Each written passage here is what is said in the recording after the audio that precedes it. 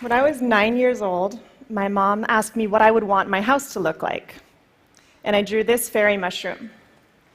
And then she actually built it. I don't think I realized this was so unusual at the time, and maybe I still haven't, because I'm still designing houses. This is a 6-story bespoke home on the island of Bali. It's built almost entirely from bamboo. The living room overlooks the valley from the 4th floor. You enter the house by a bridge. It can get hot in the tropics, so we make big curving roofs to catch the breezes. But some rooms have tall windows to keep the air conditioning in and the bugs out. This room we left open. We made an air-conditioned tented bed. And one client wanted a TV room in the corner of her living room. Boxing off an area with tall walls just didn't feel right. So instead, we made this giant woven pod. Now, we do have all the necessary luxuries, like bathrooms. This one is a basket in the corner of the living room. And I got to tell you, some people actually hesitate to use it. We have not quite figured out our acoustic insulation. So there are lots of things that we're still working on. But one thing I have learned is that bamboo will treat you well if you use it right. It's actually a wild grass.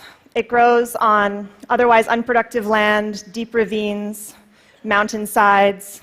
It lives off of rainwater, spring water, sunlight.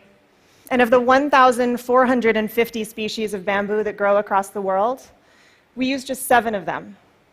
That's my dad. He's the one who got me building with bamboo. And he is standing in a clump of Dendrocalamus asper niger that he planted just 7 years ago. Each year, it sends up a new generation of shoots. That shoot, we watched it grow 1 meter in 3 days, just last week. So we're talking about sustainable timber in 3 years.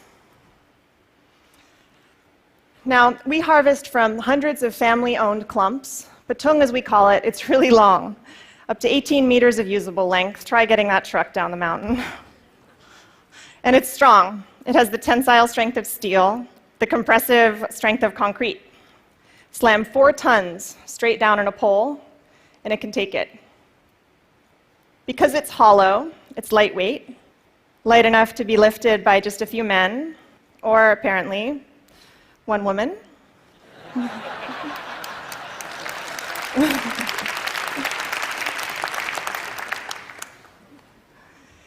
And when my father built Green School in Bali, he chose bamboo for all of the buildings on campus because he saw it as a promise. It's a promise to the kids. It's one sustainable material that they will not run out of. And when I first saw these structures under construction about 6 years ago, I just thought, this makes perfect sense.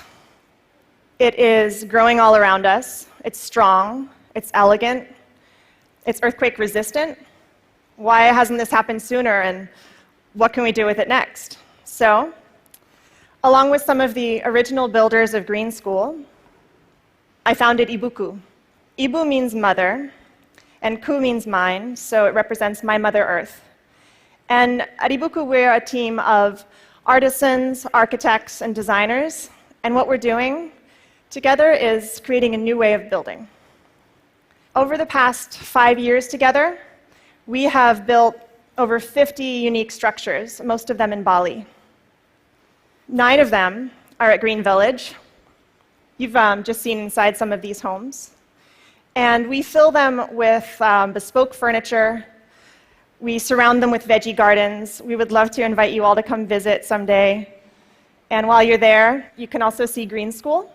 We keep building classrooms there each year, as well as an updated fairy mushroom house. We're also working on a little house for export. This is a traditional Sumbanese home that we replicated right down to the details and textiles. A restaurant, with an open-air kitchen. Looks a lot like a kitchen, right? And a bridge that spans 22 meters across a river. Now, what we're doing, it's not entirely new. From little huts to elaborate bridges, like this one in Java, bamboo has been in use across the tropical regions of the world for literally tens of thousands of years. There are islands and even continents that were first reached by bamboo rafts. But until recently, it was almost impossible to reliably protect bamboo from insects. And so just about everything that was ever built out of bamboo is gone. Unprotected bamboo weathers. Untreated bamboo gets eaten to dust. And so that's why most people, especially in Asia, think that you couldn't be poor enough or rural enough to actually want to live in a bamboo house.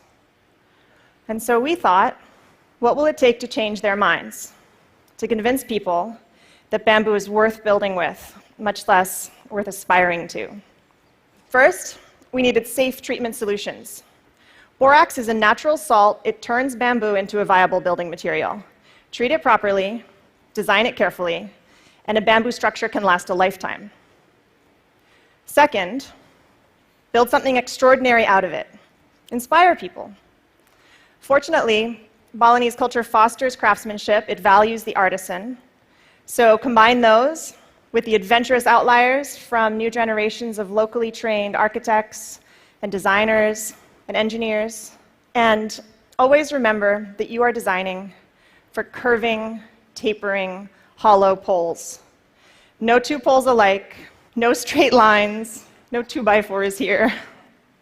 The tried and true, well-crafted formulas and vocabulary of architecture do not apply here. We have had to invent our own rules. We ask the bamboo what it's good at, what it wants to become.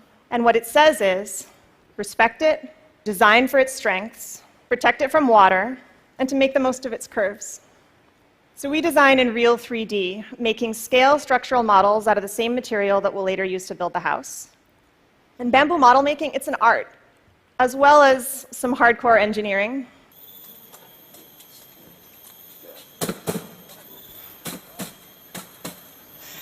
So that's the blueprint of the house.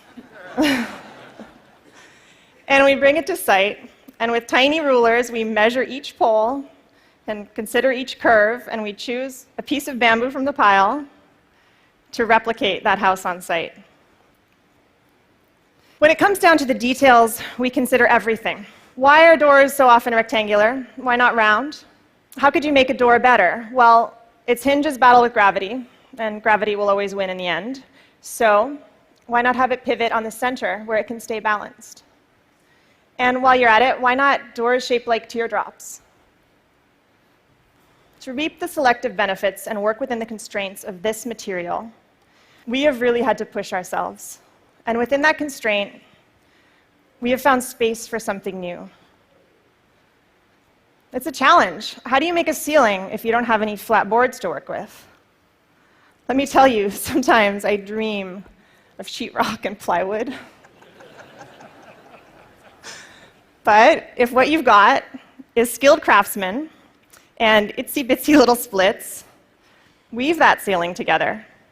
Stretch a canvas over it. Lacquer it. How do you design durable kitchen countertops that do justice to this curving structure you've just built?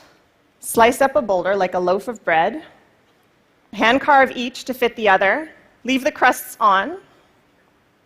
And what we're doing, it is almost entirely handmade. The structural connections of our buildings are reinforced by steel joints, but we use a lot of hand-whittled bamboo pins. There are thousands of pins in each floor. This floor is made of glossy and durable bamboo skin. You can feel the texture under bare feet. And can the floor that you walk on, can it affect the way that you walk? Can it change the footprint that you'll ultimately leave on the world? I remember being 9 years old and feeling wonder and possibility and a little bit of idealism. And we've got a really long way to go. There's a lot left to learn. But one thing I know is that with creativity and commitment, you can create beauty and comfort and safety and even luxury out of a material that will grow back. Thank you.